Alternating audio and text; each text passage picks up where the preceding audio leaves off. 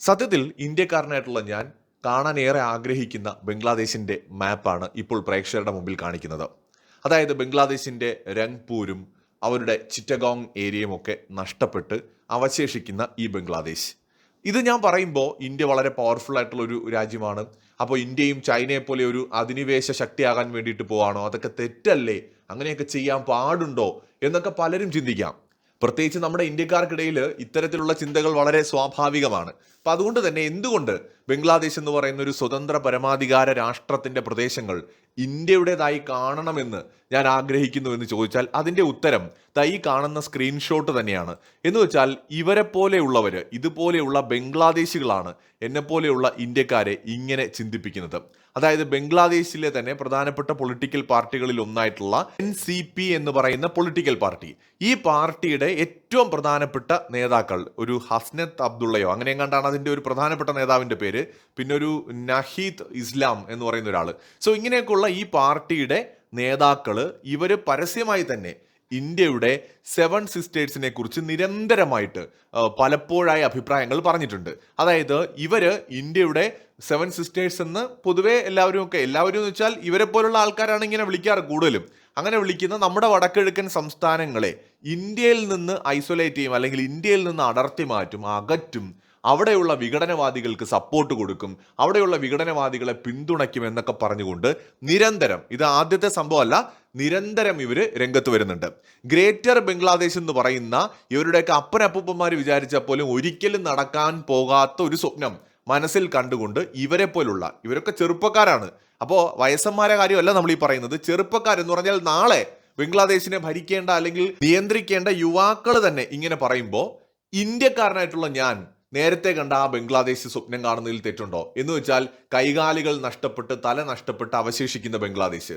സത്യത്തിൽ ഇവരുടെ വിഘടനവാദം കാരണം, ബംഗ്ലാദേശികളായിട്ടുള്ള ഈ NCP നേതാക്കളെ പോലുള്ള ഇവരുടെ വിഘടനവാദം കാരണം ഇന്ത്യക്കാരായ നമ്മളും ചിന്തിച്ചു തുടങ്ങുകയാണ്, നമുക്ക് ചിറ്റഗോങ് കിട്ടിയാൽ എത്ര നേട്ടമാണ്, രംഗ്പൂര് കിട്ടിയാൽ എത്ര നേട്ടമാണ്. ബംഗ്ലാദേശിന്റെ തലഭാഗം എന്ന് വിളിക്കുന്ന രംഗ്പൂരിനെ കുറിച്ചൊക്കെ നമ്മൾ എപ്പോഴും സംസാരിക്കാറുണ്ട്. ഈ രംഗ്പൂർ എന്ന് പറയുന്ന ഭാഗം ഇന്ത്യയുടെ ഭാഗമായി കഴിഞ്ഞാൽ തന്നെ നമ്മുടെ ആ ഒരു സിലിഗുരി കോറിഡോർ അഥവാ ചിക്കൻ നെക്ക് എന്ന് പറയുന്ന ഒരു വീക്ക് എന്ന് പൊതുവെ പറയപ്പെടുന്ന ഒരു പോയിന്റ്, അതത്ര വീക്കൊന്നും അല്ല. എന്നാലും നമ്മുടെ വടക്കിഴക്കൻ സംസ്ഥാനങ്ങളുമായിട്ട് നമ്മളെ കണക്ട് ചെയ്യുന്ന സിലിഗുരി കോറിഡോർ നമുക്ക് എക്സ്പാൻഡ് ചെയ്യാൻ ഇതിനേക്കാൾ നല്ലൊരു മാർഗം മറ്റൊന്നില്ല. രംഗ്പൂർ എന്ന് പറയുന്ന ബംഗ്ലാദേശിന്റെ ഭാഗം പിടിച്ചെടുത്താൽ മതി. അതുപോലെ വടക്കിഴക്കൻ സംസ്ഥാനങ്ങൾ എപ്പോഴും നേരിടുന്ന പ്രശ്നമാണ് സമുദ്രവുമായിട്ട് അതിർത്തി ഇല്ലാത്തത്. അപ്പോൾ ഈ ചിറ്റഗോങ് എന്ന് പറയുന്ന ബംഗ്ലാദേശിന്റെ സ്റ്റേറ്റ് പിടിച്ചെടുത്താൽ മതി, നമുക്ക് ബംഗാൾ ഉൾക്കടലുമായിട്ട് വടക്കിഴക്കൻ സംസ്ഥാനങ്ങളെ ബന്ധിപ്പിക്കാം. അതിലൂടെ എന്തുമാത്രം അഡ്വാൻറ്റേജ് ആണ് നമുക്ക് കിട്ടാൻ പോകുന്നത്. ഇന്ത്യ എന്ന് പറയുന്ന നമ്മുടെ രാജ്യം ചൈനയെ പോലത്തെ ഒരു അധിനിവേശ ശക്തിയല്ല. അങ്ങനെ ആയിരുന്നുവെങ്കിൽ നമ്മൾ ആദ്യം ജമ്മു കാശ്മീർ പിടിച്ചെടുത്തനെ.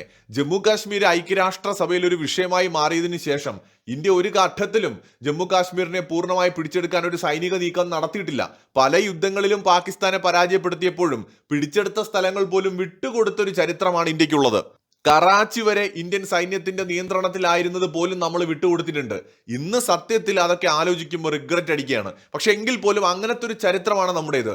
നമ്മൾ വിചാരിച്ചിരുന്നുവെങ്കിൽ 1971 തന്നെ നമുക്കൊരു ഡിമാൻഡ് വെച്ച് വടക്കിഴക്കൻ സംസ്ഥാനങ്ങൾക്ക് ബംഗാൾ ഉൾക്കടലിലേക്ക് ഒരു കണക്ടിവിറ്റി ക്രിയേറ്റ് ചെയ്യാൻ കഴിയുമായിരുന്നു. സിലിഗുരി കോറിഡോർ ആവശ്യത്തിന് നമുക്ക് എക്സ്പാൻഡ് ചെയ്യാൻ പറ്റുമായിരുന്നു. കാരണം 1971 യുദ്ധത്തിന് മുമ്പായിട്ട് പാകിസ്ഥാൻ പട്ടാളം ബംഗ്ലാദേശിൽ നടത്തിയ കൊടൂരമായ പ്രവൃത്തികൾ കാരണം ലക്ഷക്കണക്കിന് ബംഗ്ലാദേശികൾ ഇന്ത്യയിലേക്ക് കുടിയേറിയതാണ്.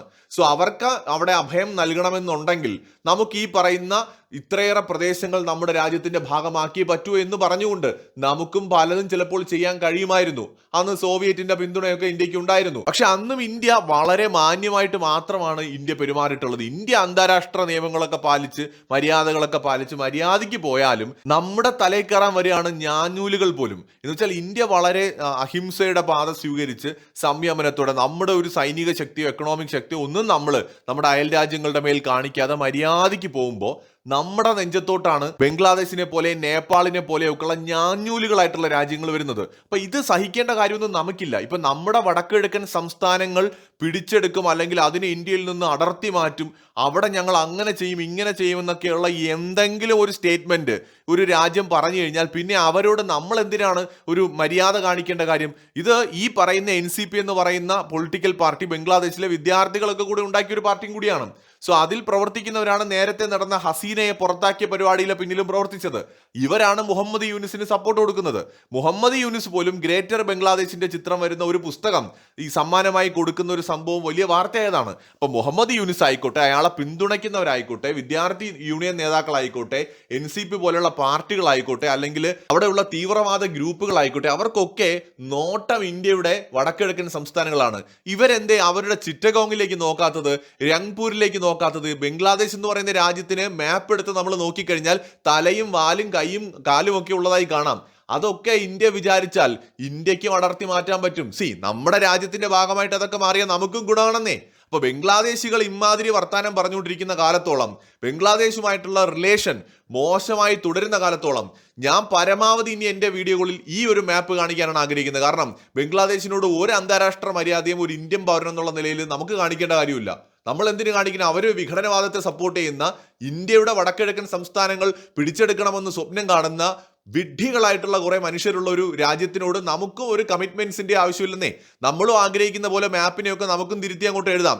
അവർ ഗ്രേറ്റർ ബംഗ്ലാദേശ് സ്വപ്നം കണ്ടിരിക്കുമ്പോൾ നമുക്ക് യഥാർത്ഥത്തിൽ ബംഗ്ലാദേശിനെ ഇങ്ങനെ ആക്കി കൊടുക്കാം. ഈ കോഴിമുട്ടയുടെ അത്ര വലിപ്പമുള്ള, കോഴിമുട്ട പോലെ കാണുന്ന ബംഗ്ലാദേശ്, അതാണ് ഗ്രേറ്റർ ബംഗ്ലാദേശ് എന്ന് പറഞ്ഞ് നമ്മൾ ഇവർക്ക് പൊരിച്ചു കൊടുക്കേണ്ട സാധനം. സത്യത്തിൽ ഇവരിങ്ങനെ ചൊറിഞ്ഞ് മിക്കവാറും ഈ പണിയിലേക്ക് തന്നെ കൊണ്ടെത്തിക്കുമെന്നാണ് തോന്നുന്നത്. കാരണം ഇന്ത്യയെ ചൊറിഞ്ഞ് അവസാനം ഇന്ത്യ ബംഗ്ലാദേശ് ഒരു സംഘർഷം ഉണ്ടായി കഴിഞ്ഞാൽ സത്യത്തിൽ ഇന്ത്യ വേറെ ഒന്നും നോക്കേണ്ട കാര്യമില്ല. ഇനിയിപ്പോൾ അന്താരാഷ്ട്ര സമൂഹം പിടിച്ച് നമ്മളെ അങ്ങ് വിഴുങ്ങിക്കളയുമെന്ന് വിചാരിച്ചാലും ശരി, നമുക്ക് ചെയ്യാൻ പറ്റുന്ന ഏറ്റവും നല്ല കാര്യം, അടുത്ത നൂറ്റാണ്ടിലെങ്കിലും ഇന്ത്യക്കാർക്ക് അതിന്റെ ഗുണം കിട്ടും.